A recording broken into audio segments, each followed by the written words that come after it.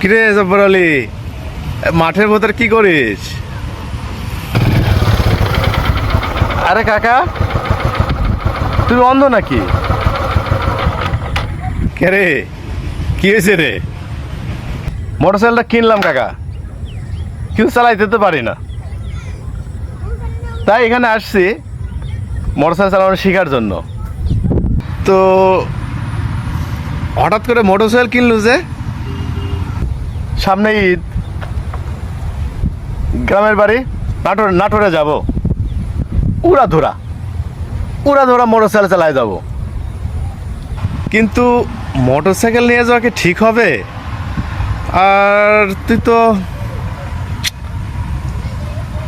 Motorcycle চালাতেও পারিস না ঠিক মতো করে।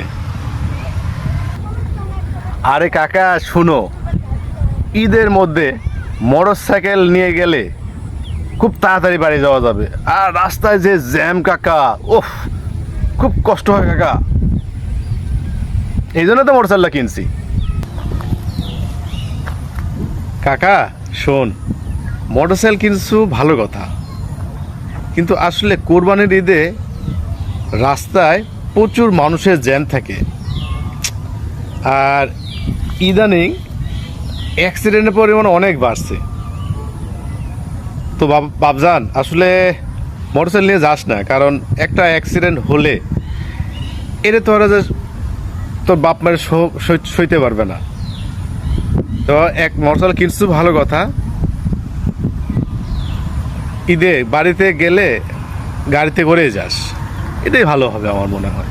আর বাদ বাকি দেখ তোর যা ইচ্ছে হয়। আসলে তো কাকা, কথাটা তুমি ঠিকই বলিস। ঈদের দিন, বিশেষ করে কুরবান ঈদের দিন, রাস্তাঘাটে মানুষজনের জ্যামটা বেশি থাকে, অ্যাক্সিডেন্টও বেশি হয়। আচ্ছা কাকা, আমি আসলে মোটরসাইকেল নতুন কিনছি তো, আমার তো পুরাই জোশ কাকা। আমি আসলে দেখি মোটরসাইকেল না নিয়ে গিয়ে, কারণ একটা মোটরসাইকেল নিয়ে গিয়ে যদি অ্যাক্সিডেন্ট হয়ে মারাই যায়, তাহলে তো মোটরসাইকেল নিয়ে যায় কাম নাই।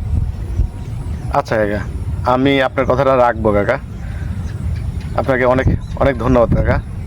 আর বন্ধুরা, তোমরা দয়া করে কেউ মোটরসাইকেল নিয়ে বাড়িতে যাও না, বিশেষ করে যাদের লং ড্রাইভ করে যাইতে হয়, তারা অবশ্যই মোটরসাইকেল নিয়ে বাড়িতে যেও না। বাই, ভালো থাকবেন সবাই।